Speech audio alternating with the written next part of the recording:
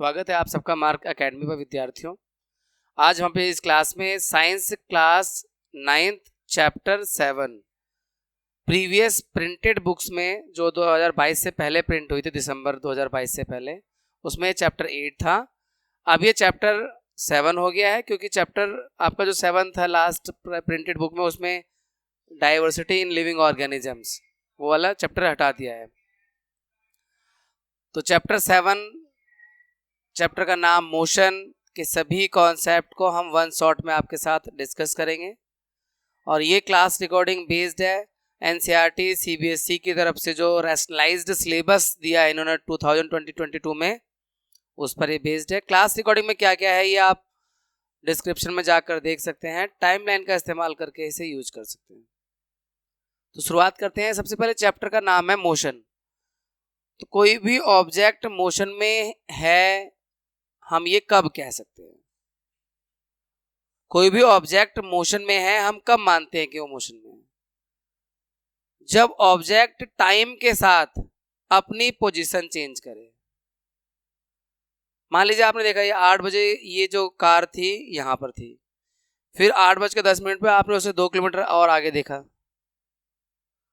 फिर 8:20 पे 2 किलोमीटर और आगे देखा उसे। तो वो जो कार है वो टाइम के साथ अपनी पोजीशन चेंज कर रही है। तो किसी भी ऑब्जेक्ट को मोशन में कब कहते हैं? जब ऑब्जेक्ट टाइम के साथ अपनी पोजीशन चेंज करे। ठीक है। और जैसे एग्जाम्पल ऑफ मोशन बहुत सारे हो सकते हैं, हम अपने चारों ओर ही देखते हैं ऑब्जेक्ट मोशन में। जब हवा चल रही हो तो कपड़े उड़ रहे होते हैं, आसमान में देखो पक्षी उड़ रहे होते हैं, प्लैनेट मोशन में है जो सन के अराउंड एक डेफिनेट पाथ में चक्कर लगा रहे हैं। रोड पे चले जाओ, गली में चले जाओ, आपको बहुत सारी चीजें मोशन में नजर आएंगी। बच्चे खेल रहे हैं पार्क में तो मोशन में आपको दिखेंगे, है ना। क्लास में कोई बच्चा इस क्लास से उठ दूसरी क्लास में जा रहा है, या पार्क में वो कुछ कर रहे हैं, एक्टिविटी कर रहे हैं। तो ऑब्जेक्ट इन मोशन आपको बहुत सारे दिखेंगे, आपको हर तरह हर जगह दिखेंगे। हमें इस क्लास में देखो फैन का जो ब्लेड्स है वो रन कर रहे हैं, कुछ बच्चे अपने हाथ को मूव कर रहे हैं लिखने में। तो ये मोशन का एग्जाम्पल जो है वो हर जगह आपको मिल जाएगा। ठीक है। जैसे यहां पर दिया हुआ है ऑब्जेक्ट इन मोशन में फ्लाइंग बर्ड्स, आसमान में उड़ती हुई चिड़िया देखेंगे तो मोशन में है। Moving car, bike, cycle, people, ये सब मोशन में है। प्लैनेट मोशन में है। सन के अराउंड जो प्लैनेट है वो एक डेफिनेट पाथ में मूव कर रहे हैं। हमारा अर्थ भी सन के अराउंड मूव कर रहा है, तो अर्थ भी मोशन में है। अब when do we say that any object in motion, जो मेरा पहला ही प्रश्न था, हम कब कहते हैं कि कोई ऑब्जेक्ट मोशन में है? तो जब ऑब्जेक्ट टाइम के साथ अपनी पोजीशन को चेंज कर रहा हो। आप टाइम देखते रहिए, 8:01 पे पर्सन वहां खड़ा है, 8:02 थोड़ा और आगे चला गया, या मैं ही ऐसे मूव कर रहा हूं, तो टाइम के साथ मेरी पोजीशन चेंज हो रही है, तो आई एम इन मोशन, है ना। तो ऑब्जेक्ट, आंसर है when an object changes its position with respect to time.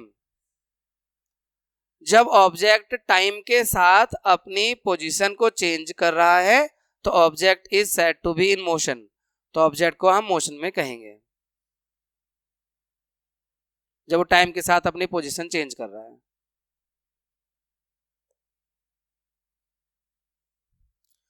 अब पोजीशन चेंज कर रहा है, पता कैसे चलेगा? आपको कैसे पता चलेगा कि मैं अपनी पोजीशन चेंज कर रहा हूं? तो हमें उसके लिए एक रेफरेंस पॉइंट की या ओरिजिन की जरूरत होती है। हम मान लेते हैं कि मेरी जो पोजीशन चेंज हो रही है बोर्ड के हिसाब से चेंज हो रही है। ये बोर्ड का ये जो कॉर्नर है, ये वाला कॉर्नर है, यहां से मैं मूव कर रहा हूं, इधर आ गया, तो मेरी जो पोजीशन चेंज हो रही है उसके लिए हमने बोर्ड के कॉर्नर को एक रेफरेंस पॉइंट मान सकते हैं, कुछ भी मान सकते हैं। ये जो टेबल है आप इसको रेफरेंस पॉइंट मान सकते हैं, क्योंकि हमें बताना है कि ऑब्जेक्ट की पोजीशन चेंज हो रही है, बट कैसे बताएं? तो पोजीशन को बताने के लिए एक रेफरेंस पॉइंट की जरूरत होती है, ओरिजिन की जरूरत होती है। जैसे आपका स्कूल कहाँ है, अगर हम आपसे पूछे आप अपने स्कूल की लोकेशन बताओ, तो कुछ बच्चे कहेंगे सर वो मेरा स्कूल रेड फॉक्स होटल के सामने है। फिर कुछ बच्चे कहेंगे नहीं सर मेरा स्कूल जो है ना वो भारतीय पब्लिक स्कूल के सामने वाली गली में है, जिसका जहां स्कूल है। तो भारतीय पब्लिक स्कूल के सामने है, या रेड फॉक्स होटल के सामने है, या कोई और स्पॉट को यूज कर सकते हैं कि अपने स्कूल की पोजीशन को बताने के लिए। तो ये जो हम यूज कर रहे हैं ना, रेड फॉक्स होटल के सामने स्कूल है, भारतीय पब्लिक स्कूल के सामने वाली गली में मेरा स्कूल है, तो भारतीय पब्लिक स्कूल को हम रेफरेंस पॉइंट मान रहे हैं या ओरिजिन मान रहे हैं, जिसकी हेल्प से हम अपने स्कूल की पोजीशन बता रहे हैं। रेड फॉक्स होटल को हम एक रेफरेंस पॉइंट मान रहे हैं और उसकी हेल्प से हम बता रहे हैं अपने स्कूल की पोजीशन की मेरा स्कूल रेड फॉक्स होटल के सामने है। तो यहां जो क्वेश्चन है ना डिस्क्राइबिंग मोशन, तो मोशन को डिस्क्राइब करने के लिए आपको एक उसकी पोजीशन बतानी पड़ती है, और पोजीशन को बताने के लिए आपको एक रेफरेंस पॉइंट या ओरिजिन लेना पड़ता है। ठीक है ना? तो रेफरेंस पॉइंट या ओरिजिन क्या होता है वो मैंने आपको समझाने का प्रयास किया है। देखो यहाँ पे, to specify the position of any object we need a reference point or origin. जैसे मैंने आपको एग्जांपल में बताया स्कूल की लोकेशन के लिए कि आपका स्कूल कहाँ है। चलिए मैं आपसे पूछता हूँ आपका स्कूल कहाँ पे है, जरा लोकेशन के हिसाब से बताओ। अच्छा, नोएडा मोड़ से थोड़ा सा आगे। ठीक है, दल्लूपुरा है क्या आपका स्कूल? ओके, तो नोएडा मोड़ को इन्होंने रेफरेंस पॉइंट की तरह यूज किया और स्कूल की पोजीशन बताने का प्रयास किया। आपका स्कूल कहाँ है? नहीं, वसुंधरा बहुत बड़ा हो गया, उसमें कोई एक रेफरेंस पॉइंट लो। वसुंधरा भी रेफरेंस पॉइंट हो सकता है, ऐसा नहीं है, फिर भी थोड़ा और एक्यूरेट जाने का प्रयास करो। कुछ आसपास कोई मार्केट, कोई स्पेशल चीज, स्पेशल लोकेशन आपका? हाँ, रेड फोक्स होटल के सामने ही है, वो तो मुझे मालूम था ना, इसलिए उसको रेफरेंस पॉइंट की तरह इस्तेमाल करना आसान है। यानी कोई स्पेशल अगर दुकान है, होटल है, कोई बस स्टैंड है, ऐसी चीजों को हम एक रेफरेंस पॉइंट बना देते हैं और उसके हिसाब से फिर लोकेशन बता देते हैं। तो रेफरेंस पॉइंट उसी कहते हैं जिसकी हेल्प से हम किसी ऑब्जेक्ट की पोजीशन को बताते हैं, अब चाहे वो ऑब्जेक्ट वो आपका स्कूल ही क्यों नहीं है। ठीक है, तो यहां पे उसी की बात करें। To specify the position of any object we need a reference point or origin. किसी भी ऑब्जेक्ट की पोजीशन को बताने के लिए हमें रेफरेंस पॉइंट या ओरिजिन की जरूरत होती है, क्योंकि हमने बताया ऑब्जेक्ट मोशन में कब होता है, जब ऑब्जेक्ट टाइम के साथ अपनी पोजीशन चेंज कर रहा हो। तो हमें पता कैसे चलेगा कि पोजीशन वो चेंज कर रहा है? क्योंकि हम देखते हैं यार अभी तो यहाँ खड़ा था, अरे यार ये कार अभी इस पेड़ के सामने थी, अभी इधर आगे चले गई, थोड़ा और आगे चले गई, तो पेड़ को आपने रेफरेंस पॉइंट बताया ना। कई बार ऐसा होता है हम लोग ट्रेन में बैठे होते हैं, ठीक है, हमारी ट्रेन रुकी होती है और हमारे लेफ्ट में भी एक ट्रेन होती है ट्रेन के, और ट्रेन के राइट में भी एक ट्रेन होती है। तो ऐसा होता है कई बार हमारे लेफ्ट वाले ट्रेन या राइट वाले ट्रेन चल पड़ती है, कोई एक ट्रेन चल रही है, तो हमें महसूस होता है यार हमारी तो नहीं चल रही है, कंफ्यूजन सा होता है। तो हम क्या करते हैं, हम दोनों तरफ देख लेते हैं, नहीं इधर तो ये वाली ट्रेन तो नहीं चल रही है, अच्छा हाँ ये चल रही है, तो वो वाली ट्रेन चल रही है, और हमारी ट्रेन चल रही होती तो दोनों तरफ से चलती हुई ट्रेनों को विंडो चेंज होती पोजीशन, है ना। मान लो दो ट्रेन लेफ्ट में एक ट्रेन और राइट में ट्रेन, दोनों ट्रेन रुकी हुई हैं और हमारी ट्रेन चल रही है जिसमें हम बैठे हैं, तो हम दोनों तरफ देखेंगे तो हमें चलती हुई नजर आएगी अपनी ट्रेन। लेकिन अगर हमारी नहीं चल रही है, लेफ्ट की या फिर राइट की कोई एक ट्रेन चल रही है, तो हम उसे देख के एक तरफ ही देखेंगे तो थोड़ा सा कंफ्यूजन होता है कि हमारी चल रही है उसकी चल रही है। ठीक है, तो हम क्या करते हैं दूसरी तरफ भी देख लेते हैं, नहीं वो रुकी हुई है, ये चल रही है, इसका मतलब यही चल रही है, हमारी नहीं चल रही है।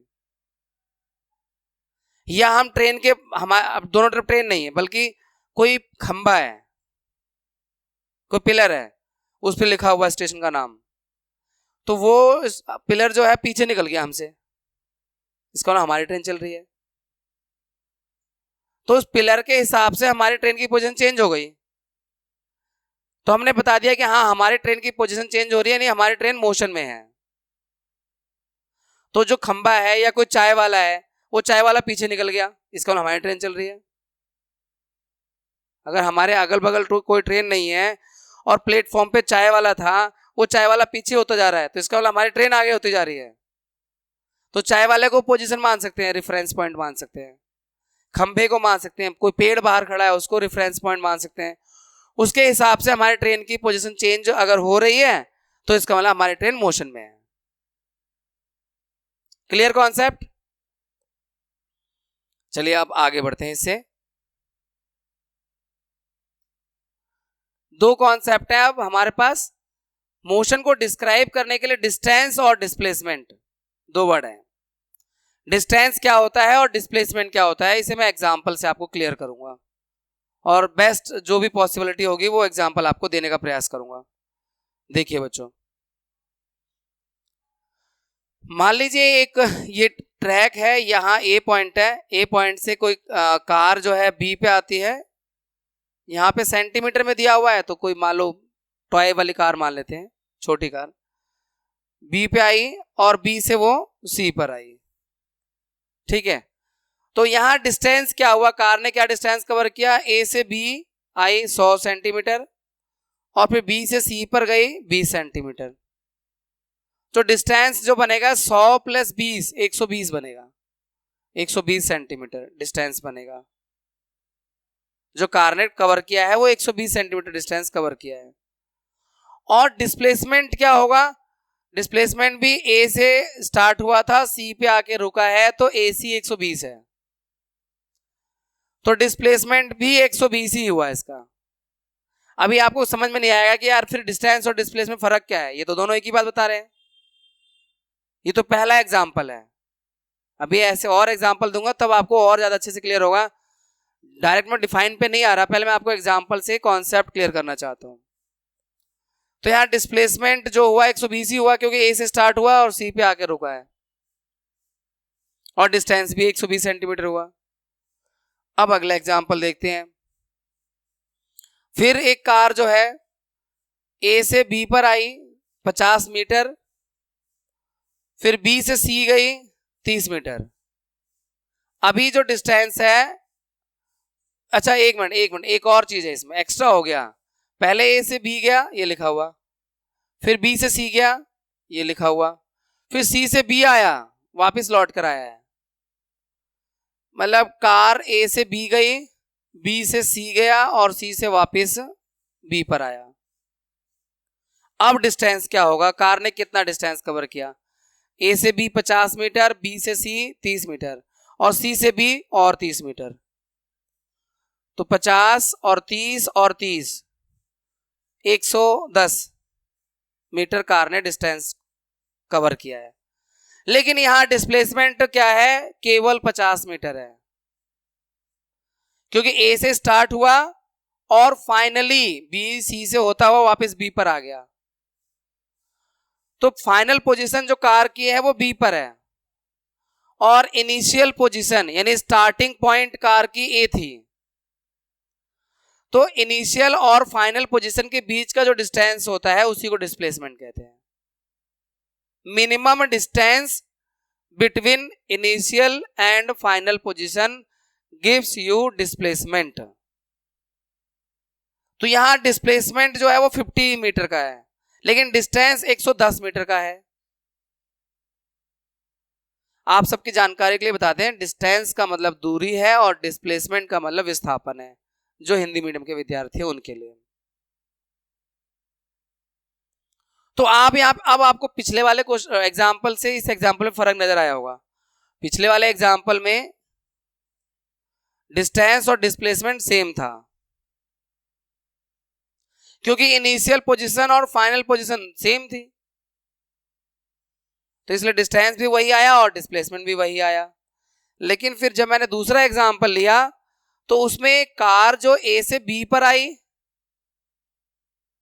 बी से सी पर गई और सी से लौट के बी पर आई, तो डिस्टेंस तो आया आपका 50 आया, फिर 30 आया, फिर 30 गया, टोटल 110 मीटर। लेकिन डिस्प्लेसमेंट केवल 50 मीटर, क्योंकि इनिशियल और फाइनल पोजीशन के बीच की दूरी जो है वो मिनिमम डिस्टेंस जो है वो 50 मीटर है। तो डिस्प्लेसमेंट जो होता है बच्चों, डिस्टेंस तो पूरी लेंथ ऑफ द पाथ, जितना भी आप पाथ जाते हैं वो सबकी लेंथ को जोड़ के आ जाता है डिस्टेंस। लेकिन डिस्प्लेसमेंट जो होता है, जो आपकी इनिशियल पोजीशन होगी यानी प्रारंभिक स्थिति होगी, स्टार्टिंग में जो पोजीशन थी, फाइनल पोजीशन अंतिम में जो पोजीशन है, उसके बीच जो कम से कम दूरी हो सकती है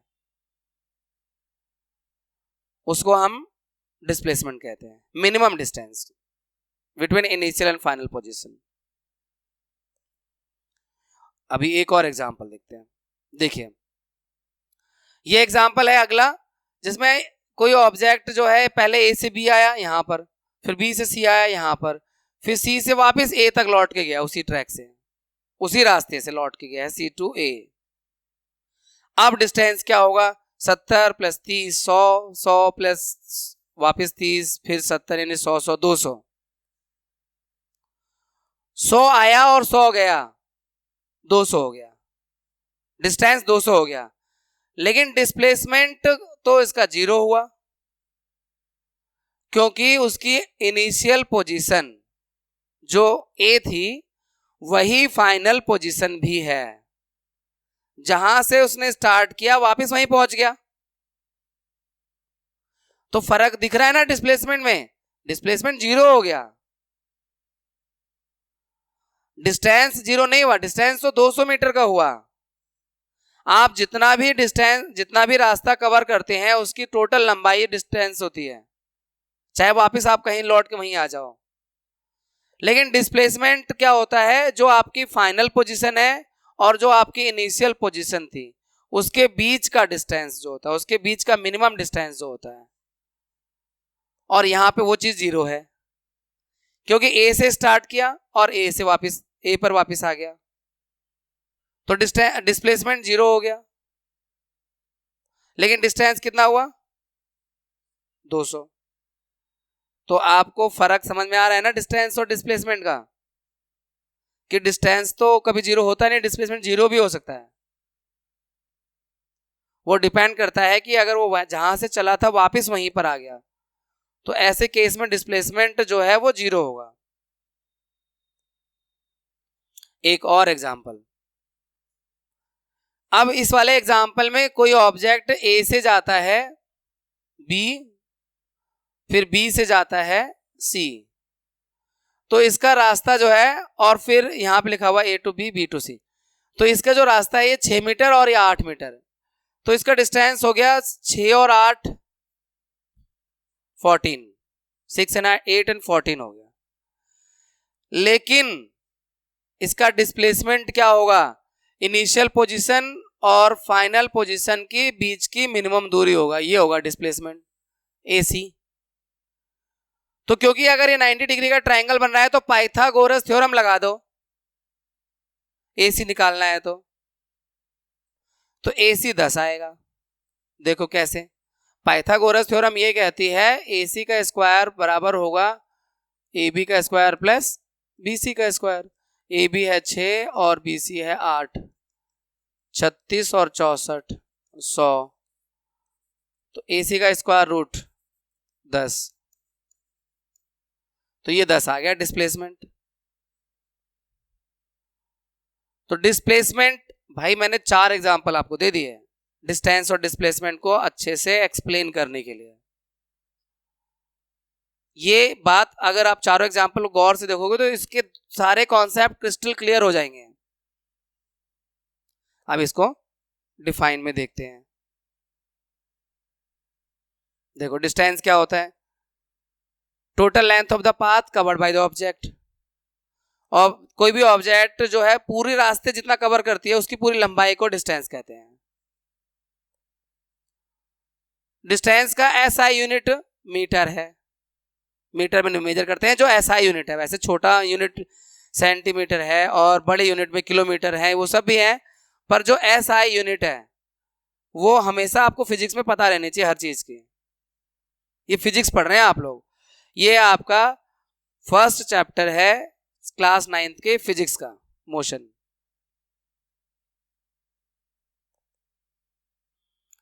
ये जीरो नहीं हो सकता। हमने चारों एग्जांपल दिए, कहीं पे जीरो आया था डिस्टेंस? तो डिस्टेंस जीरो नहीं हो सकता। और ये स्केलर क्वांटिटी, जब फिजिक्स पढ़ते हैं ना तो दो चीजें आती हैं बार बार, स्केलर क्वांटिटी या वेक्टर, स्केलर या वेक्टर, स्केलर या वेक्टर। स्केलर का मतलब होता है जिसमें मैग्नीट्यूड तो है पर दिशा नहीं है, उसे स्केलर क्वांटिटी कहते हैं। यानी जब हम किसी भी डायरेक्शन में चल रहे हैं, केवल चल रहे हैं, उसमें डिस्टेंस आ रहा है पर हम डायरेक्शन नहीं बता रहे कि ए से बी गए या बी से सी गए या ए से सी गए, तो केवल वैल्यू है, मैग्नीट्यूड को बोलते हैं वैल्यू, तो उसको बोलते हैं स्केलर क्वांटिटी। जैसे किसी ऑब्जेक्ट का मास 10 किलो है, कोई चीज आपने उठाई 10 किलो की है वो, तो मास 10 किलो, उसमें डायरेक्शन नहीं है, तो वो स्केलर क्वांटिटी है। और जिसमें डायरेक्शन भी आ जाए उसे वेक्टर क्वांटिटी कहते हैं। तो फिजिक्स पढ़ोगे आपको दो चीजें हमेशा बार बार पूछी जाएंगी कि ये फिजिक्स का वो जो वैल्यू है, जैसे डिस्टेंस है, ये स्केलर क्वांटिटी है वेक्टर क्वांटिटी है ना? तो स्केलर है ये डिस्टेंस। अब हम डिस्प्लेसमेंट की बात करते हैं। Shortest path between initial and final position, जहां से स्टार्ट किया और जहां पे रुके हैं जाके, उसके बीच जो सबसे कम वाली दूरी होगी, जो शॉर्टेस्ट पाथ होगी, वो डिस्प्लेसमेंट होगी। ठीक है? और ऐसा यूनिट सेम है, डिस्प्लेसमेंट को भी मीटर में ही मेजर किया जाता है। उसके बाद इट कैन बी लेस और इक्वल टू डिस्टेंस, ये डिस्टेंस से के बराबर या उससे कम होता है। आपने पीछे एग्जांपल में देखा था, पहले वाले एग्जांपल में दोनों बराबर थे, 120 सेंटीमीटर और 120 सेंटीमीटर, डिस्टेंस भी और डिस्प्लेसमेंट भी। लेकिन दूसरे वाले एग्जांपल में जो है आपका डिस्टेंस ज़्यादा था और डिस्प्लेसमेंट कम था, 50 था और डिस्टेंस 110 मीटर था। और एक और एग्जांपल था तीसरे वाले में, डिस्टेंस तो आपका 200 मीटर था लेकिन डिस्प्लेसमेंट 0 था, है ना? तो वही कहना चाह रहे हैं कि जो डिस्प्लेसमेंट है वो डिस्टेंस के लेस या उसके इक्वल हो सकता है और 0 भी हो सकता है। इट वेक्टर क्वांटिटी है ये, और इट कैन बी 0, डिस्प्लेसमेंट 0 भी हो सकता है। अब मैं वेक्टर क्वांटिटी बात को थोड़ा एक्सप्लेन करने का प्रयास करता हूं। देखो,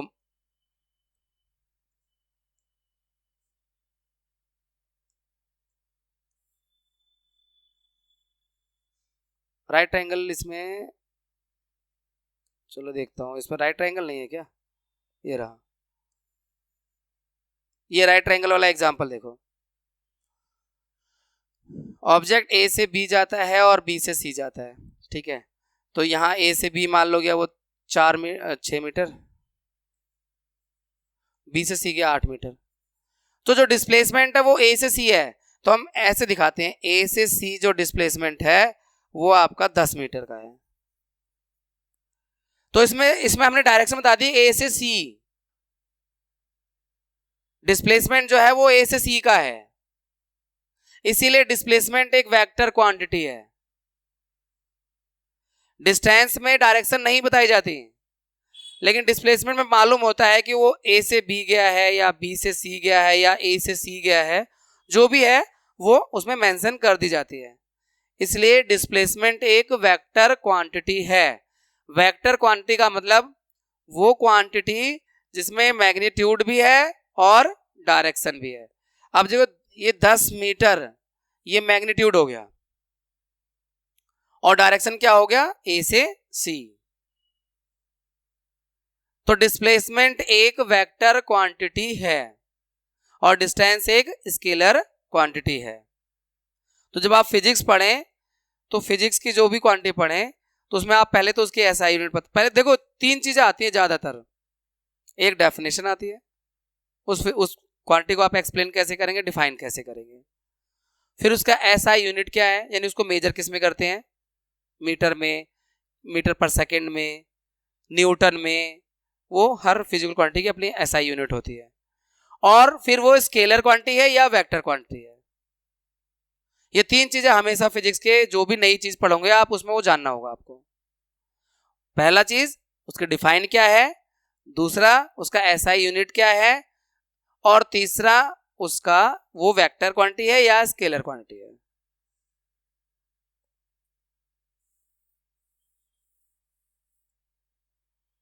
नेक्स्ट, अब हमारा डिस्टेंस और डिस्प्लेसमेंट का टॉपिक कंप्लीट हो गया है। अब आ गया है यूनिफॉर्म मोशन। इतना लंबा जो एक्सप्लेन किया डिस्टेंस और डिस्प्लेसमेंट को लेके किया, आप उस वक्त पूछ रहे थे ना, हमने कहा अभी शॉर्ट में क्या समझाएं, पूरा अच्छे से एक्सप्लेन करेंगे। अब यूनिफॉर्म मोशन क्या है, वो सिंपल सा है, कोई ऑब्जेक्ट इक्वल टाइम इंटरवल में इक्वल डिस्टेंस कवर कर रहा है तो object is said to be in uniform motion. भाई जैसे एग्जांपल देते हैं हम आपको, equal distance equal interval of time में अगर कोई ऑब्जेक्ट चल रहा है तो वो यूनिफॉर्म मोशन में है। एग्जांपल यहां देते हैं, कोई ऑब्जेक्ट पहले सेकंड में हमने देखा वो 5 मीटर की दूरी पर था, अगले सेकंड में देखा वो 10 मीटर की दूरी पर है, उससे अगले सेकंड में देखा तो वो 15 मीटर की दूरी पर है, उससे अगले सेकंड में देखा तो वो 20 मीटर की दूरी पर है, और उससे अगले सेकंड में देखा तो 25 मीटर की दूरी पर है। तो आपने देखा हर सेकंड जो ऑब्जेक्ट है वो 5 मीटर आगे जा रहा है। तो इस तरह के मोशन को यूनिफॉर्म मोशन कहेंगे। अगर ऑब्जेक्ट इक्वल टाइम इंटरवल में इक्वल डिस्टेंस कवर कर रहा है then object is said to be in uniform motion. है ना आसान बात, समझना आसान है ना। अगर ऑब्जेक्ट इक्वल टाइम इंटरवल में यानी इक्वल टाइम में इक्वल डिस्टेंस जा रहा है तो यूनिफॉर्म मोशन है। और अगला जो टॉपिक है नॉन यूनिफॉर्म मोशन, वो भी आसान है, अगर ऑब्जेक्ट इक्वल टाइम में अनइक्वल डिस्टेंस जा रहा है। चलिए एग्जांपल की बात करते हैं। देखो unequal distance in equal interval of time, जैसे यहां पर पहले सेकंड में हमने देखा वो 5 मीटर की दूरी पे था, अगले सेकंड देखा वो 7 मीटर की दूरी पर है यानी 2 मीटर आगे गया, उसके अगले सेकंड हमने देखा कि वो 8 मीटर की दूरी पर केवल 1 मीटर ही आगे गया, उससे अगले सेकंड हमने देखा 10 मीटर की दूरी पर यानी 2 मीटर आगे गया, उससे अगले सेकंड में हमने उसको देखा कि वो 5 मीटर और आगे निकल गया यानी 15 मीटर की दूरी पहुंच गया। तो यहां पर टाइम इंटरवल तो इक्वल है, एक एक सेकंड बाद हम देख रहे हैं या एक एक मिनट बाद या एक एक घंटे बाद, आपकी मर्जी है वो टाइम इक्वल इंटरवल कौन सा लेना है, लेकिन उस इक्वल इंटरवल ऑफ टाइम में डिस्टेंस अलग अलग है। तो इस तरह के मोशन को बोलते हैं नॉन यूनिफॉर्म मोशन, असमान गति।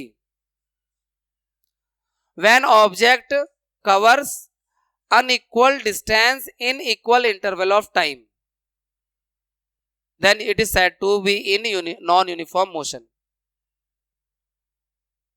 क्लियर है। अब कोई ऑब्जेक्ट मोशन में है, चाहे वो नॉन यूनिफॉर्म में है या यूनिफॉर्म में है, एक और दिमाग में कॉन्सेप्ट आता है अगला कि यार इसका रेट ऑफ मोशन क्या है, यानी टाइम के अनुसार ये कितना बढ़ रहा है। रेट ऑफ मोशन हम जानना चाहते हैं कि किस रेट से यानी पर मिनट में पर आवर में कितना जा रहा है।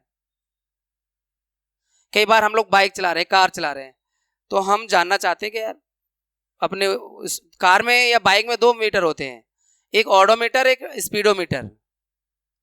ऑडोमीटर जो होता है वो डिस्टेंस बताता है, ऑडोमीटर देख के हम अपनी गाड़ी की सर्विस करवाते हैं। हर 2000 किलोमीटर पे या हर 3000 किलोमीटर पे या 5000 किलोमीटर सर्विस करवानी है अगर मान लो आपको, तो ऑडोमीटर बताएगा कि हाँ पिछले महीने से अब तक 1000 किलोमीटर या 2000 किलोमीटर चल चुकी है गाड़ी, तो उसे सर्विस करानी है। तो ऑडोमीटर तो बताता है डिस्टेंस, लेकिन स्पीडोमीटर बताता है उस वक्त आपकी कार किस स्पीड से चल रही है, उस वक्त आपकी बाइक किस स्पीड से चल रही है। तो हम देखते हैं यार 40 पर है, 50 पर है, 60 पर, अरे भाई ज्यादा तेज हो रही है, नीचे लाओ।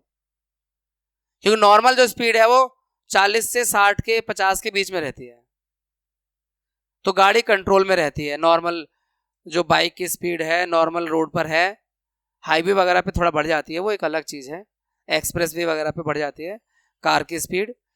तो नॉर्मल लिखा रहता है कि इस रोड पे स्पीड लिमिट क्या है, अक्सर रोड पे लिखे रहते हैं कि आप इस रोड पे किस स्पीड तक जा सकते हो। और हम अगर चेक करते हैं कि यार इस वक्त हम किस पर हैं, तो हम तुरंत देख लेते हैं स्पीडोमीटर को। तो अब मान लो हम लोग यहां से इंडिया गेट तक गए, तो क्या हमेशा सेम स्पीड में जाते हैं? नहीं, कहीं ट्रैफिक लाइट आया, कहीं जाम आया, कहीं पर रेड लाइट आया, तो हमें रुकना पड़ता है, स्पीड को कम ज़्यादा करना पड़ता है रोड के हिसाब से। लेकिन किसी पर्टिकुलर मोमेंट पर जो स्पीड होती है वो हम स्पीडोमीटर को देख के पता कर लेते हैं। तो वो क्या बताती है, एक्चुअल बताती है स्पीड क्या होता है, rate of motion. Distance covered in unit time is known as speed. Distance covered in unit time, unit time में कोई ऑब्जेक्ट कितना डिस्टेंस गया, यानी अगर पर सेकंड कितना जा रहा है, पर मिनट ये कार कितने दूर जा रही है, या पर आवर ये कार कितनी दूर जा रही है। तो distance covered in unit time, देखो यूनिट टाइम, टाइम की यूनिट तो सेकंड भी है, टाइम की यूनिट तो मिनट भी है, और टाइम की यूनिट आवर भी है। तो हम अगर ऑब्जेक्ट के बारे में पता कर लें कि पर मिनट या पर सेकंड या पर आवर ये कितना जा रहा है, तो हमें मालूम चल जाता है कि वो इसकी स्पीड क्या है। तो देखो नई फिजिकल क्वांटिटी आ गई स्पीड, अभी हमने डिस्टेंस और डिस्प्लेसमेंट पढ़ा था, अब क्या आ गया, स्पीड। अब स्पीड आया तो उसकी डिफाइन आई, अब इसका क्या आएगा, एसआई यूनिट भी आएगा। फिर हम ये पूछेंगे ये आपका स्केलर है या वेक्टर है, क्या ऐसे कोई फॉर्मूला भी होता है, वो भी देखा जा सकता है। तो डिस्टेंस स्पीड का जो डिफाइन हुआ, distance covered in unit time is known as speed. यानी कोई कार 1 घंटे में मान लो 40 किलोमीटर जाती है, तो कार की स्पीड मानी जाएगी 40 किलोमीटर पर आवर। तो स्पीड तो हमेशा पर आवर, पर मिनट, पर सेकंड में ही कैलकुलेट करते हैं, इसलिए लिखा हुआ है यूनिट टाइम। टाइम का यूनिट सेकंड भी है, टाइम का यूनिट मिनट भी है, टाइम का यूनिट आवर भी है।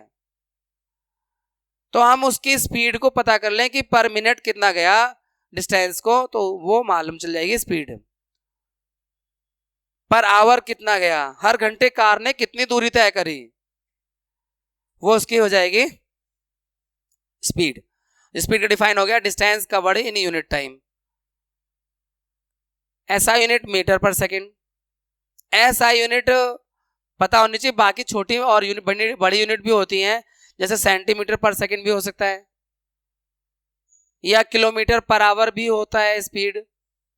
और हम बात कर रहे हैं एसआई यूनिट की, क्योंकि सारे न्यूमेरिकल कैलकुलेशन, न्यूमेरिकल हम लोग जब करेंगे इस चैप्टर के फिजिक्स के, तो वो सब एसआई यूनिट में करते हैं, इसलिए एसआई यूनिट का पता होना जरूरी है। ये एक स्केलर क्वांटिटी है क्योंकि इसमें डायरेक्शन नहीं देखते हैं।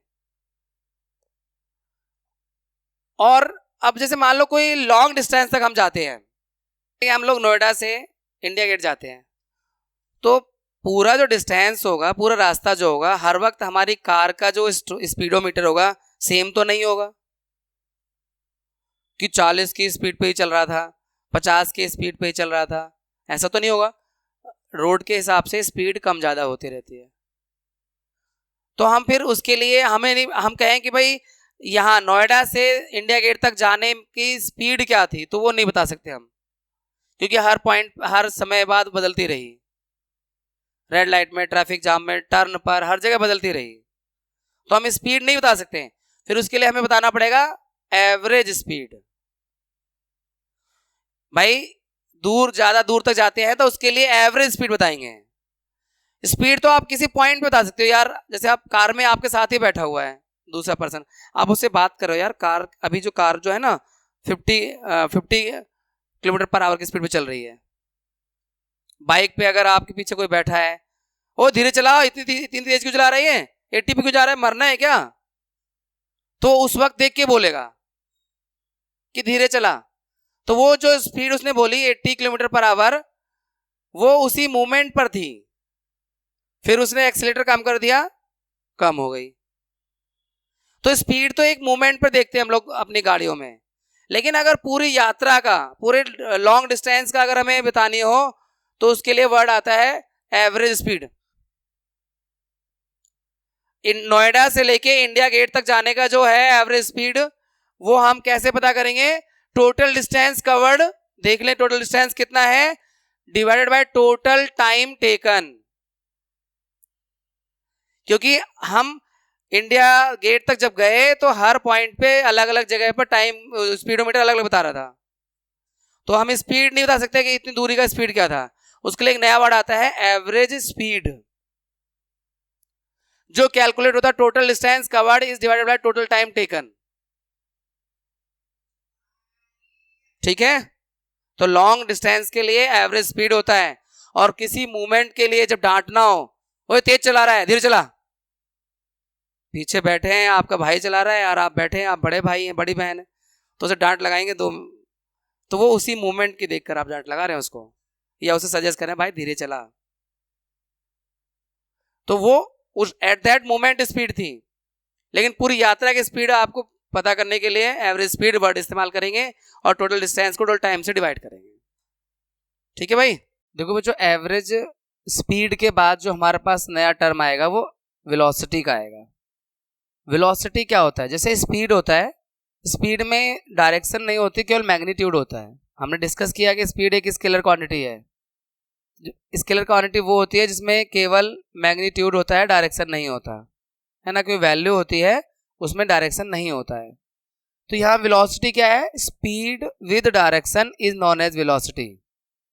यानी अगर हमें किसी ऑब्जेक्ट की, कार की, किसी भी गाड़ी की, अगर हमें स्पीड के साथ साथ उसकी डायरेक्शन भी पता है कि वो ए से बी गया है या वो बी से सी गया है, तो डायरेक्शन हमने उसकी बता दी है, ए से बी या फिर बी से सी, तो इसका मतलब हम उसकी वेलोसिटी बता रहे हैं। तो वेलोसिटी का जो डिफाइन होगा वो होगा speed with direction is known as velocity. अब ऐसा यूनिट वही रहेगा जो स्पीड का था, मीटर पर सेकेंड, और जो एवरेज, ये वेक्टर क्वांटिटी है क्योंकि इसमें डायरेक्शन भी है और मैग्नीट्यूड भी है। अब एवरेज वेलोसिटी क्या होती है? जैसे एवरेज स्पीड हमने देखा total distance covered is divided by total time taken. Average speed हम निकालते हैं तो टोटल डिस्टेंस जो कार चलेगी वो ऊपर लिखेंगे और टोटल टाइम जो लग रहा होगा उसको कवर करने में उसे नीचे लिख के डिवाइड कर देंगे। इसी तरह से एवरेज वेलोसिटी भी निकाल सकते हैं डिस्प्लेसमेंट अपॉन टाइम से। डिस्प्लेसमेंट हम आपको स्टार्टिंग में ही बता चुके हैं, minimum distance between initial and final position. तो जो मिनिमम डिस्टेंस होगा उसी को डिस्प्लेसमेंट कहते हैं। तो डिस्प्लेसमेंट को टाइम से डिवाइड कर देंगे तो एवरेज वेलोसिटी आ जाएगी। एवरेज वेलोसिटी के दो तरीके, एक तो यह है डिस्प्लेसमेंट अपॉन टाइम, और दूसरा है अगर वेलोसिटी यूनिफॉर्म रेट से बढ़ रही हो, यानी वेलोसिटी बढ़ रही हो पर यूनिफॉर्म रेट से, बराबर। जैसे यह एग्जांपल में पहले सेकंड हमने देखा वेलोसिटी थी 5 मीटर पर सेकंड, दूसरे सेकंड देखा वेलोसिटी हुई 10 मीटर पर सेकंड, तीसरे सेकंड में देखा वेलोसिटी हो गई 15 मीटर पर सेकंड, और चौथे सेकंड वेलोसिटी हो गई उसकी 20 मीटर पर सेकंड। यानी वेलोसिटी बढ़ तो रही है पर इक्वल टाइम इंटरवल में इक्वल बढ़ रही है, यानी 5 बढ़ती जा रही है 5 मीटर पर सेकंड के हिसाब से। तो ऐसे में हम एवरेज वेलोसिटी निकालने का एक और तरीका लगा सकते हैं, जो इनिशियल वेलोसिटी, मान लो इनिशियल का मतलब होता है स्टार्टिंग वाला, प्रारंभिक। इनिशियल वेलोसिटी मान लो 5 है और फाइनल 20 है, तो u हो गया 5, फाइनल v हो गया 20, और दोनों को प्लस करके 2 से डिवाइड कर दो। लेकिन ये फॉर्मूला तभी लगेगा जब आपकी वेलोसिटी इंक्रीज कर रही हो या डिक्रीज कर रही हो, बट यूनिफॉर्म रेट से, एक समान रूप से। और अगर ऐसे कम ज्यादा हो रही है तो फिर उसके लिए वो डिस्प्लेसमेंट अपॉन टाइम वाला फॉर्मूला। तो एवरेज वेलोसिटी निकालने के दो तरीके, एक डिस्प्लेसमेंट अपॉन टाइम और एक ये जो आपको बताया u plus we upon 2।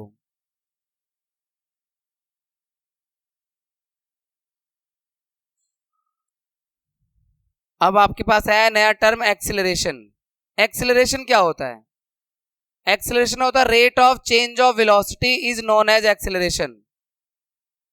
Rate of change of velocity is known as acceleration, यानी वेलोसिटी चेंज हो रही है, जैसे मैंने पीछे वाला एग्जांपल बताया वेलोसिटी चेंज हो रही है, पर उसके चेंज होने का रेट क्या है, तो उसी को हम एक्सेलरेशन कहते हैं।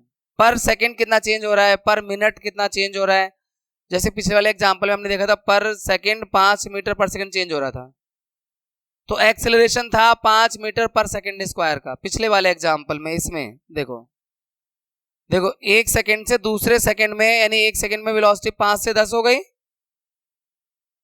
तो rate of change of velocity is known as acceleration. Rate जब आता है ना, तो रेट का मतलब होता है टाइम से, तो पर यूनिट टाइम में वेलोसिटी कितना चेंज हो रही है, बढ़ रही है या फिर घट रही है, जो भी हो रहा है। तो जैसे ए होता है एक्सेलरेशन का सिंबल, तो देखो कितना बढ़ा एक सेकंड में, 10 - 5 पर एक सेकंड, यानी 5 मीटर पर सेकंड स्क्वायर, ये एक्सेलरेशन है इस वाले एग्जांपल का।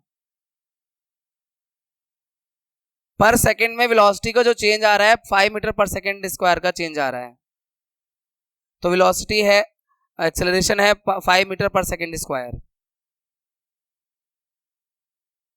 क्योंकि देखो वेलोसिटी जब किसी ऑब्जेक्ट में है तो वो चेंज भी हो सकती है, और जब चेंज होगी तो इसका मतलब वो बॉडी एक्सेलरेट हो रही है। क्या हो रही है? एक्सेलरेट। जैसे हम गाड़ी में एक्सेलेटर दबाते हैं, बाइक में या कार में एक्सेलेटर देते हैं, तो वो वेलोसिटी उसकी बढ़ जाती है।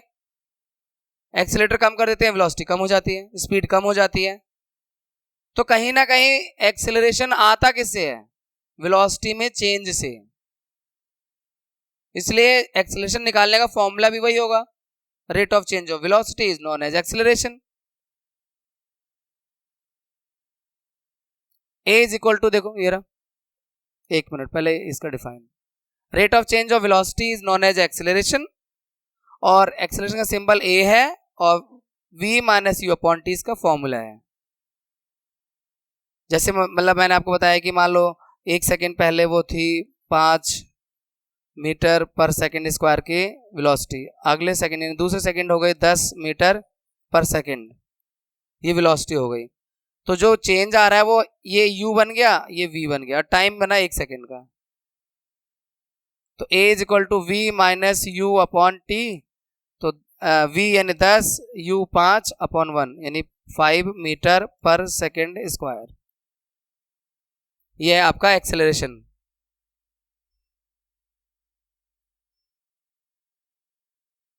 तो rate of change of velocity is known as acceleration. वेग में परिवर्तन की दर को त्वरण कहते हैं, एक्सेलरेशन को हिंदी में त्वरण कहते हैं। ये भी वेक्टर क्वांटिटी है क्योंकि वेलोसिटी से आ रहा है, तो वेलोसिटी में चेंज आ रहा है, तो वेलोसिटी तो वेक्टर क्वांटिटी है, तो एक्सेलरेशन भी वेक्टर क्वांटिटी होगा, यानी जिसमें मैग्नीट्यूड भी होता है और डायरेक्शन भी होती है, उसे कहते हैं वेक्टर क्वांटिटी। तो एक्सेलरेशन क्या है बच्चों? Rate of change of velocity. Velocity किस रेट से चेंज हो रही है, पर सेकंड वेलोसिटी कितना कम हो रही है या ज्यादा हो रही है। माइनस में भी हो सकता है एक्सेलरेशन, प्लस में भी हो सकता है एक्सेलरेशन, और एक्सेलरेशन 0 भी हो सकता है। क्योंकि अगर मान लो कोई ऑब्जेक्ट यूनिफॉर्म वेलोसिटी से चले जा रहा है, ना कम हो रहा है ना ज्यादा हो रहा है, यूनिफॉर्म वेलोसिटी से चल रहा है, तो एक्सेलरेशन 0 भी आ सकता है। और ब्रेक लगा रहे हैं, रोक रहे हैं, तो एक्सेलरेशन नेगेटिव भी हो सकता है। और गाड़ी को स्पीड बढ़ा रहे हैं, वेलोसिटी बढ़ा रहे हैं, तो एक्सेलरेशन पॉजिटिव भी हो सकता है। तो यानी एक्सेलरेशन तीनों तरह से हो सकता है, नेगेटिव भी, पॉजिटिव भी और 0 भी। उसी के बारे में जान लेते हैं। देखो जीरो एक्सेलरेशन कब होगा? When no change in velocity, जब वेलोसिटी में कोई परिवर्तन नहीं है। ऐसा बहुत कम होता है क्योंकि अगर रोड पे चलोगे तो वेलोसिटी चेंज होगी ही होगी, लेकिन थोड़े समय के लिए, मान लो हाईवे वगैरह पर 1 मिनट 2 मिनट के लिए 3 मिनट के लिए वेलोसिटी में कोई चेंज नहीं आ रहा है, बिल्कुल एक कांस्टेंट वेलोसिटी से कार चल रही है, 40 मीटर पर सेकंड की मान लो वेलोसिटी चल रही है, तो उस वक्त एक्सेलरेशन उसका 0 है, कार का एक्सेलरेशन 0 है। जब तक वेलोसिटी कम या ज्यादा नहीं होगी तब तक उसमें एक्सेलरेशन नहीं आएगा। ठीक है, तो वेलोसिटी 0 कब होगी? जब एक्सेलरेशन 0 कब होगा? जब वेलोसिटी में चेंज नहीं होगा, मतलब सेम वेलोसिटी से कार चल रही है। उसके बाद पॉजिटिव एक्सेलरेशन कब होगा? जब वेलोसिटी इंक्रीज करेगी। जब हम बाइक स्टार्ट करते हैं तो जो बाइक है या कार स्टार्ट करते हैं तो वो जीरो से कुछ ऊपर जाती है, तो वेलोसिटी बढ़ती है, तो एक्सेलरेशन पॉजिटिव होगा। तो एक्सेलरेशन पॉजिटिव कब होगा? When velocity increases with time. Time के साथ अगर वेलोसिटी इंक्रीज करती है तो एक्सेलरेशन पॉजिटिव होगा। उसके बाद नेगेटिव एक्सेलरेशन कब होगा? When velocity is decreasing with time. जब वेलोसिटी, हम ब्रेक लगाएंगे, वेलोसिटी डिक्रीज होगी तो एक्सेलरेशन नेगेटिव आएगा। अब मान लो एक सेकंड पहले आपने देखा तो उसकी वेलोसिटी थी 5 मीटर सेकंड और दूसरे सेकंड वो हो गए 2 मीटर पर सेकंड। तो अब आप अगर a निकालोगे तो v माइनस यू अपॉन में टाइम एक सेकंड का है, तो -3 metre per second square, negative ही आएगा। अगर वेलोसिटी में, क्योंकि एक्सेलरेशन जो है वो होता है v minus you upon T, तो ये चीज अगर कम होगी और ये ज्यादा होगी तो नेगेटिव एक्सेलरेशन आएगा, है ना। छोटे में से बड़े को माइनस करोगे तो नेगेटिव ही आएगा आंसर। तो ये आपका नेगेटिव एक्सेलरेशन कब होता है, पॉजिटिव एक्सेलरेशन कब होता है, जीरो एक्सेलरेशन कब होता है, वो हमने आपके साथ डिस्कस किया।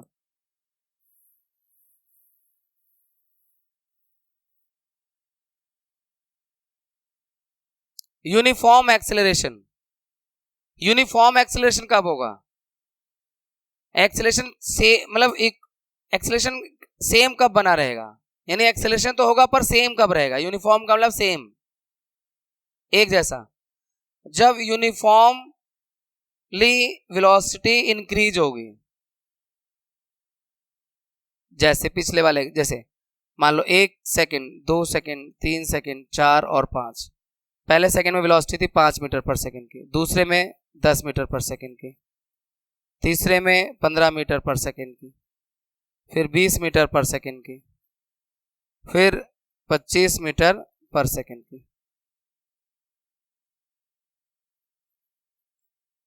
है ना। ये 1 सेकंड में, 2 सेकंड में, तो यहां पर एक्सेलरेशन आ रहा है पर वो यूनिफॉर्म है, 5 ही तो आएगा, कहीं से भी निकाल लो। क्या वेलोसिटी यूनिफॉर्म है क्या? नहीं, वेलोसिटी इन यूनिफॉर्म रेट से इंक्रीज कर रही है, तो एक्सेलरेशन कितना आ रहा है? 5 मीटर पर सेकंड स्क्वायर का आएगा। अगर पहले सेकंड से दूसरे सेकंड देखोगे तो 10 - 5 अपॉन 1, 5 ही आएगा। अब दूसरे से तीसरे कहीं भी देख लोगे आप तो एक्सेलरेशन जो है वो यूनिफॉर्म रेट से बढ़ रहा है, तो इसे आप क्या कहेंगे? यूनिफॉर्म एक्सेलरेशन, नहीं सॉरी, एक्सेलरेशन हमेशा u माइनस वी जहां भी लोगे आप वो सेम रहेगा। u माइनस वी आपका, सॉरी v माइनस यू आपका 10 - 5 आ रहा है। तो यूनिफॉर्म एक्सेलरेशन कब होगा? जब वेलोसिटी यूनिफॉर्म रेट से या तो बढ़ रही हो या घट रही हो। मेरा व्हेन वेलोसिटी चेंजेस यूनिफॉर्मली, यानी वेलोसिटी में चेंज आना पड़ेगा। अगर वेलोसिटी में चेंज नहीं आएगा तो एक्सेलरेशन ही नहीं होगा, तब तो एक्सेलरेशन जीरो हो जाएगा ना। अगर कोई कार 40 मीटर पर सेकंड की वेलोसिटी से या 5 मीटर पर सेकंड की वेलोसिटी से चलती रही तो उसमें एक्सेलरेशन आएगा ही नहीं, एक्सेलरेशन जीरो होगा। जब वो बढ़ेगी या घटेगी, एक्सेलरेशन तभी क्रिएट होगा जब वेलोसिटी या तो बढ़ेगी या वेलोसिटी घटेगी। तो यूनिफॉर्म एक्सेलरेशन कब आता है? जब वेलोसिटी चेंज होता है यूनिफॉर्मली, यानी वेलोसिटी में बढ़ना चाहिए पर एक यूनिफॉर्म रेट से। जैसे हमने यहाँ एग्जांपल दिया, देखो यूनिफॉर्मली बढ़ रही है, 5, 10, 15, 20, 25 इक्वल टाइम में इक्वली बढ़ रही है। हर सेकेंड 5 मीटर पर सेकेंड की वेलोसिटी बढ़ रही है, तो ये जो इसका जो एक्सेलरेशन आएगा वो यूनिफॉर्म आएगा, इसे यूनिफॉर्म एक्सेलरेशन कहेंगे। नॉन यूनिफॉर्म एक्सेलरेशन कब होगा? जब वेलोसिटी बढ़ेगी या घटेगी, कम ज्यादा होती रहेगी। जब पहले तो एकदम से बढ़ गई वेलोसिटी, फिर थोड़ा कम हो गई, फिर और बढ़ गई, फिर कम हो गई। तो यहां पर जो नॉन यूनिफॉर्म एक्सेलरेशन तब आता है जब वेलोसिटी नॉन यूनिफॉर्म रेट से चेंज हो रही हो। जैसे पहले सेकंड आपने देखा कोई कार जो है पहले सेकंड 5 मीटर पर सेकंड की वेलोसिटी थी, दूसरे सेकंड 12 मीटर पर सेकंड की वेलोसिटी है, और तीसरे सेकंड 15 मीटर पर सेकंड की वेलोसिटी है। तो देखो यहाँ पे कितना 3 बढ़ा, यहाँ कितना बढ़ा 3 बढ़ा, या इसे 18 कर दिया, यहाँ 6 बढ़ गया। वेलोसिटी इंक्रीज हो रहा है पर एक जैसे इंक्रीज नहीं हो रहा इक्वल टाइम में। तो ऐसे केस में नॉन यूनिफॉर्म एक्सीलरेशन होता है, इसे कहते हैं non uniform acceleration. When change in velocity is non uniform, जब वेलोसिटी में चेंज नॉन यूनिफॉर्म होगा तो एक्सीलरेशन भी नॉन यूनिफॉर्म होगा।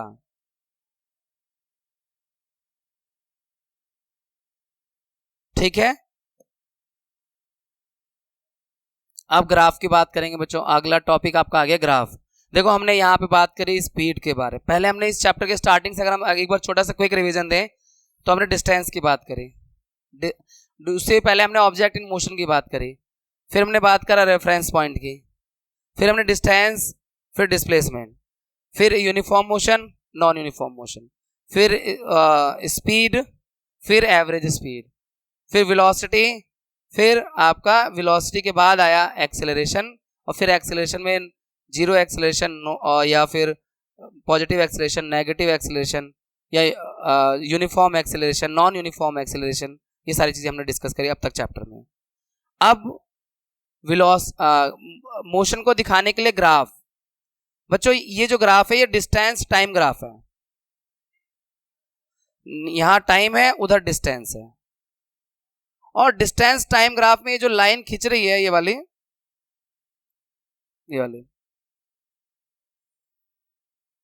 इसमें देखो टाइम तो चेंज हो रहा है पर ऑब्जेक्ट का डिस्टेंस चेंज नहीं होगा। मान लीजिए ये 5 मीटर था, ये 10 मीटर था, ये 15 मीटर था, तो ऑब्जेक्ट जो है वो 15 मीटर पर ही खड़ा है। अब मैं यहां पे कितनी देर भी खड़ा रहूं टाइम थोड़ा रुक जाएगा। अभी जितना भी टाइम हो रहा है, टाइम बढ़ ही रहा है, मैं यहीं पे खड़ा हूं, ऐसे ही खड़ा हूं यहाँ पर, ऐसे यहाँ पे ऑब्जेक्ट खड़ा है 5 मीटर पे, 10 मीटर, 15 मीटर, कितने भी डिस्टेंस पे खड़ा है, और पर टाइम तो बढ़ेगा ही।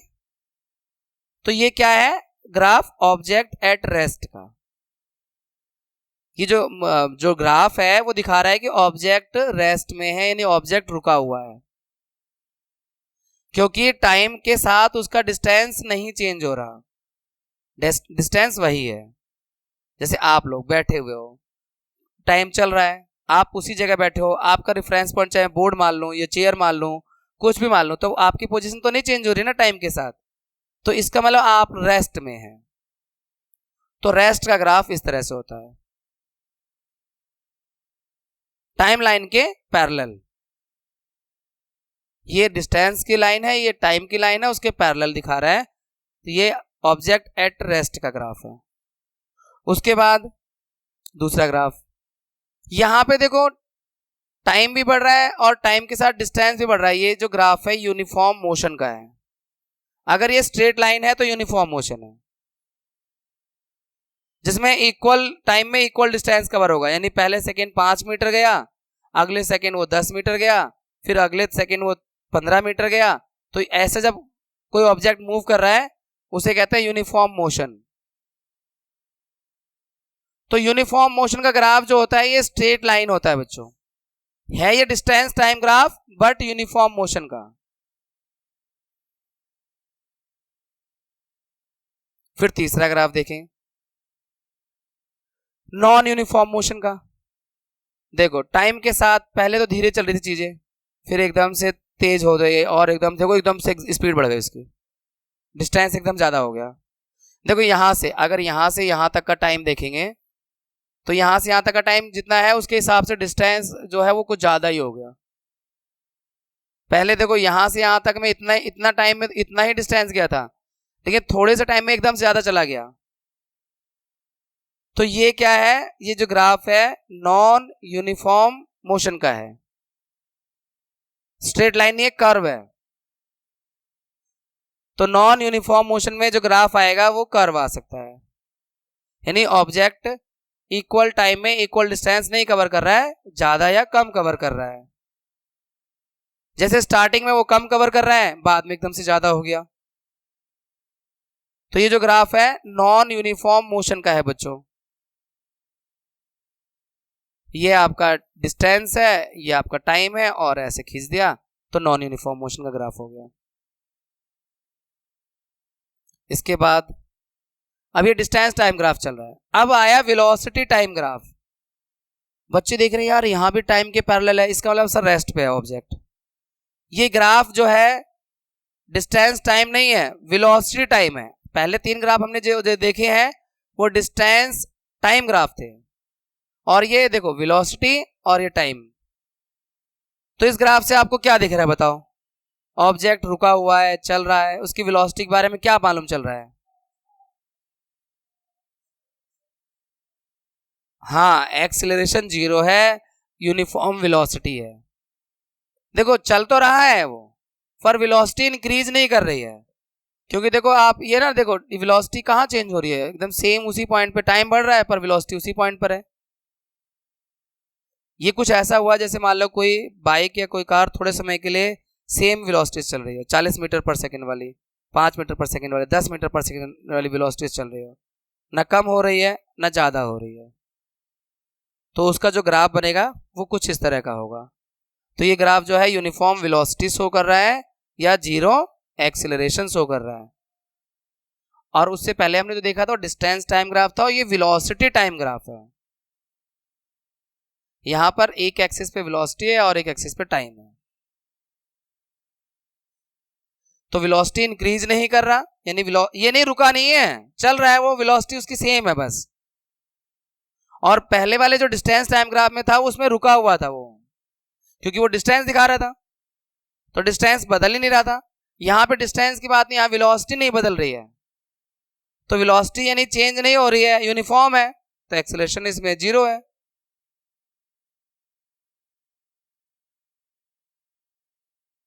यहां पर देखो वेलोसिटी इंक्रीज हो रही है,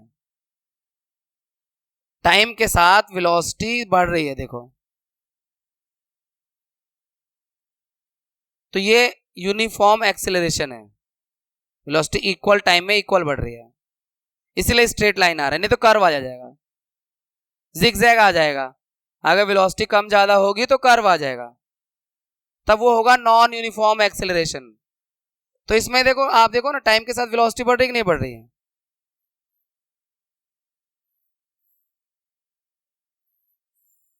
मान लो ये 1 सेकेंड है, ये 2 सेकेंड है, 3 सेकेंड, ये 5 मीटर पर सेकेंड है, 10 मीटर पर सेकेंड है, ये 15 मीटर पर सेकेंड है। तो वेलोसिटी देखो बढ़ रही है नहीं बढ़ रही है? पर यूनिफॉर्म रेट से। तो ये जो ग्राफ है बच्चों ये दिखाता है यूनिफॉर्म एक्सीलरेशन को, जिसमें वेलोसिटी इंक्रीज करती है पर यूनिफॉर्म रेट से। तो ये यूनिफॉर्म एक्सीलरेशन दिखा रहा है। एग्जांपल में देखो ना, 1 सेकंड में 5, दूसरे सेकंड में 10, तीसरे सेकंड में 15।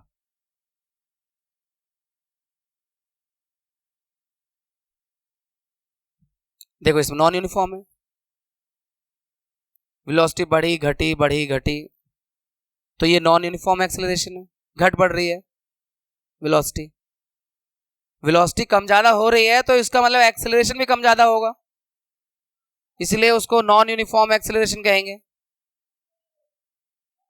क्योंकि एक्सीलरेशन कब आता है? जब वेलोसिटी में चेंज आता है, लेकिन यहाँ वेलोसिटी में जो चेंज है वो सेम नहीं आ रहा, अलग अलग चेंज आ रहा है, तो एक्सीलरेशन भी अलग अलग हो जा रहा है, तो इसीलिए हम इसको नॉन यूनिफॉर्म एक्सीलरेशन कह रहे हैं।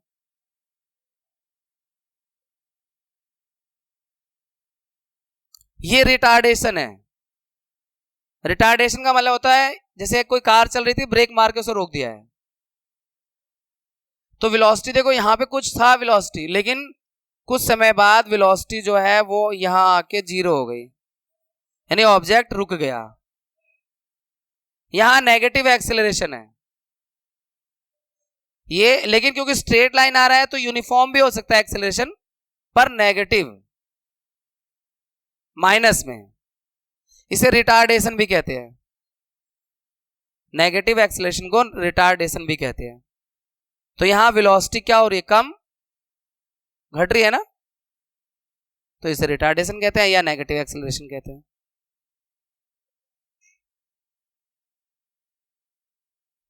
अब मोशन के 3 इक्वेशन है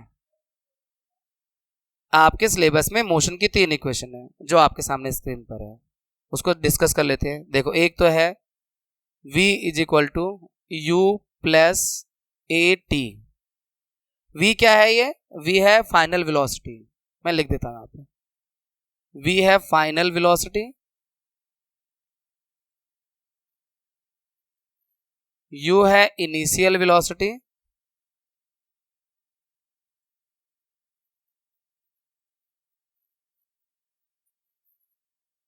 a है एक्सेलरेशन और t है टाइम, और s है डिस्प्लेसमेंट और डिस्टेंस, डिस्प्लेसमेंट या डिस्टेंस।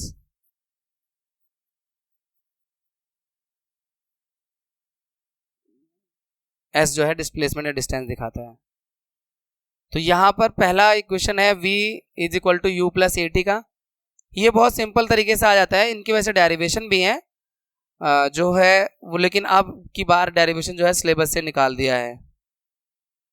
सिलेबस में पहले हम डेरिवेशन भी करके दिखाते थे, आगे स्लाइड्स पे हैं डेरिवेशन, पर वो क्योंकि सिलेबस का पार्ट नहीं है तो हम यहाँ डिस्कस नहीं करेंगे, उसे एक्स्ट्रा क्लास में डिस्कस कर सकते हैं, एक्स्ट्रा अगर पढ़ना है तो ये जो पहला वाला है वो इससे आया था। एक्सेलरेशन का फॉर्मूला होता है, अभी हमने पीछे डिस्कस किया था, v minus you upon T से। तो t यहाँ चला जाएगा, ए टी बराबर v माइनस यू, और u इधर आके प्लस का हो जाएगा, u प्लस ए टी बराबर v, बन गया इक्वेशन, v बराबर u प्लस ए टी। और बाकी दोनों इक्वेशन भी डिराइव की जा सकती हैं। ये जो s है डिस्टेंस दिखा रहा है और डिस्प्लेसमेंट दोनों एक ही होता है। s बराबर यहाँ पे ना, ये इसमें स्क्वायर है, ये इसके साथ मल्टीप्लाई में 2 नहीं है, ये स्क्वायर है, ये हाफ है, ये भी स्क्वायर है, इसलिए मैं प्रॉपर लिख देता हूं दोनों सभी इक्वेशन को।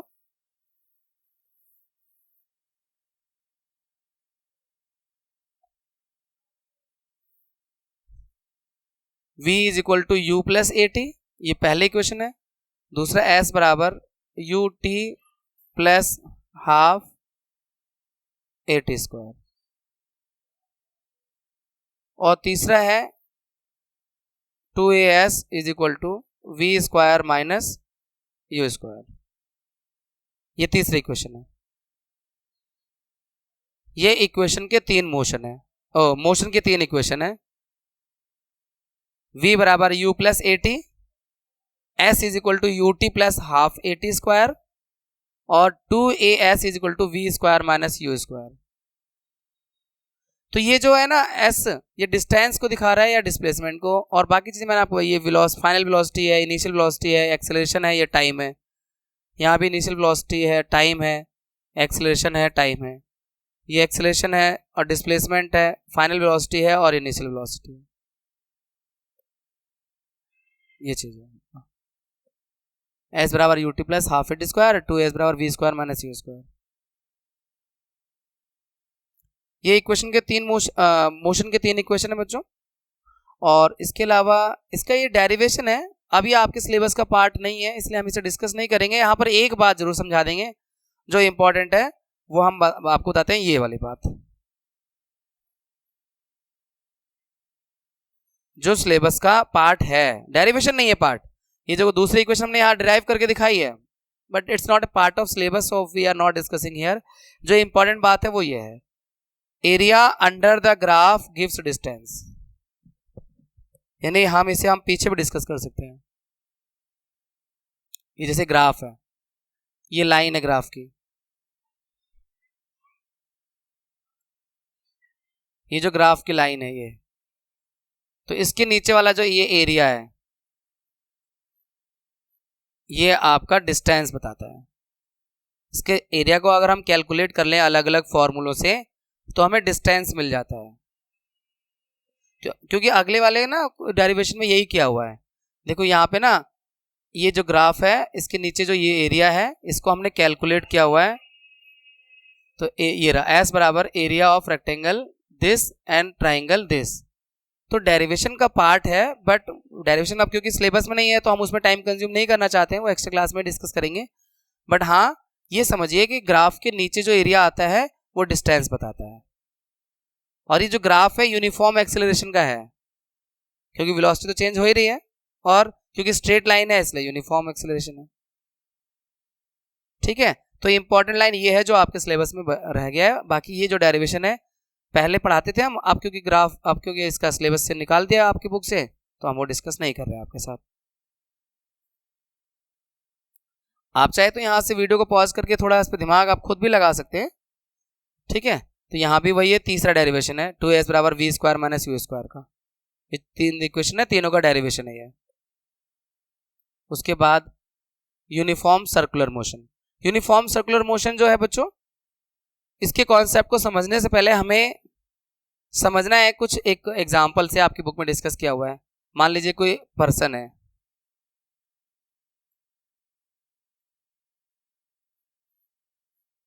इस ट्राइंगल के चारों ओर दौड़ता है, इसकी बाउंड्री पार्क है मान लो ट्राइंगल के शेप में, तो ये अपनी डायरेक्शन कितनी बार चेंज करेगा?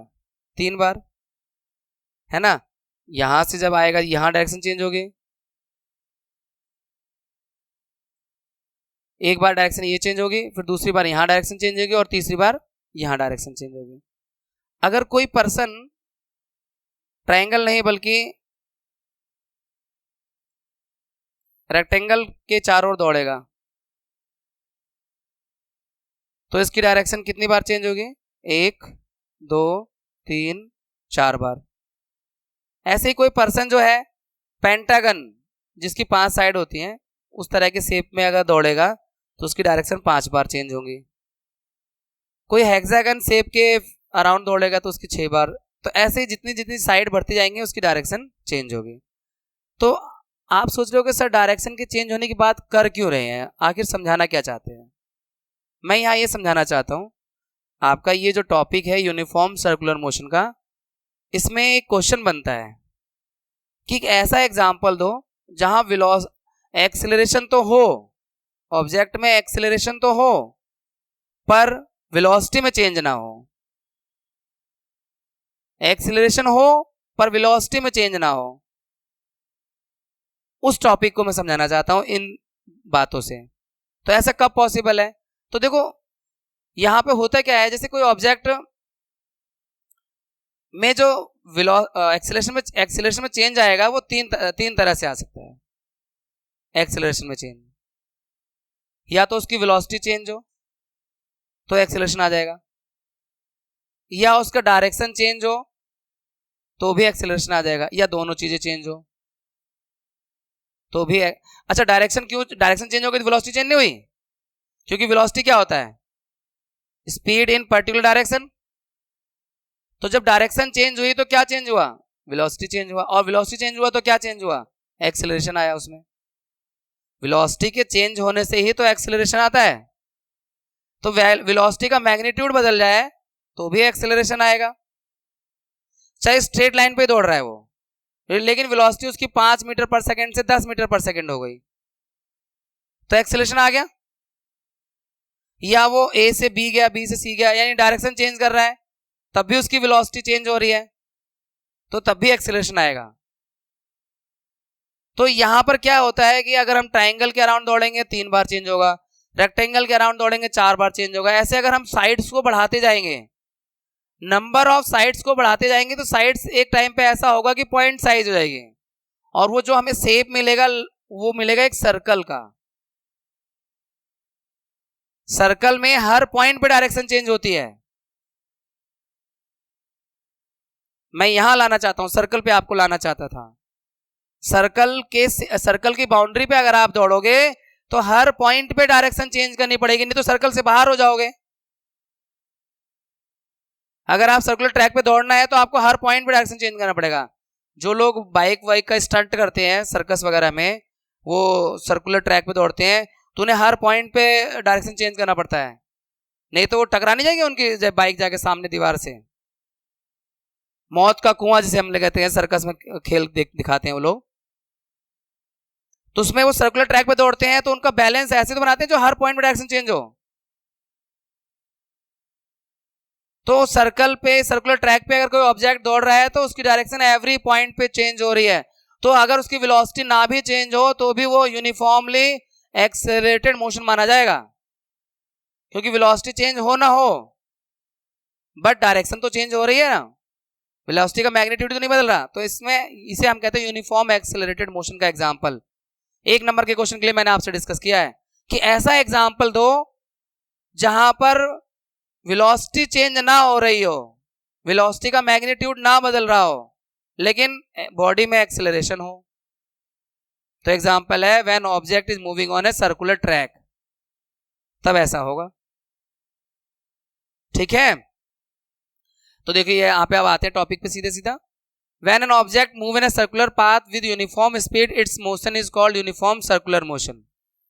यूनिफॉर्म सर्कुलर मोशन कहेंगे अगर वो स्पेस यूनिफॉर्म स्पीड से जा रहा है। और यूनिफॉर्म सर्कुलर मोशन का एग्जांपल है प्लैनेट जो है सन के अराउंड घूम रहे हैं, या मून जो है अर्थ के अराउंड घूम रहा है, तो वो यूनिफॉर्म सर्कुलर मोशन का एग्जांपल है। और अगर हमें इसकी वेलोसिटी निकालनी हो तो v इज इक्वल टू, ये जो सर्कल है इसका रेडियस अगर r है तो इसका जो सरकमफ्रेंस है वो 2 पाई r होता है, तो वही डिस्टेंस होगा। तो 2 पाई r अपॉन में टाइम जो लगा t, तो v इज इक्वल टू, अगर आप स्पीड को यूनिफॉर्म स्पीड को डिस्टेंस अपॉन टाइम लेंगे तो 2 पाई r डिस्टेंस होगा अपॉन टाइम।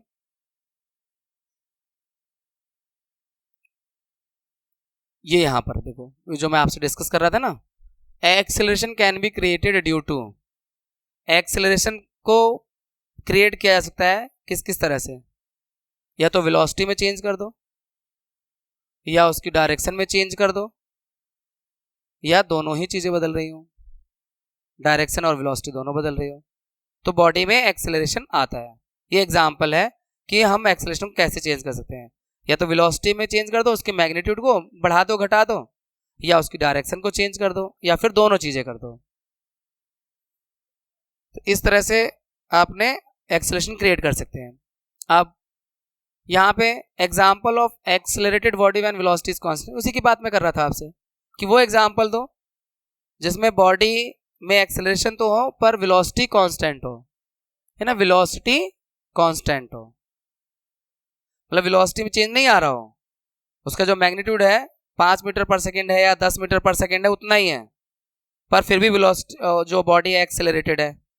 तो उसी का एग्जांपल है यूनिफॉर्म सर्कुलर मोशन का, body moving on circular track with uniform velocity, उसका ये एग्जांपल है। इस तरह से आपका ये शानदार चैप्टर पूरा होता है। Have a happy learning. अपना ध्यान रखिए सेहत का भी और पढ़ाई का भी।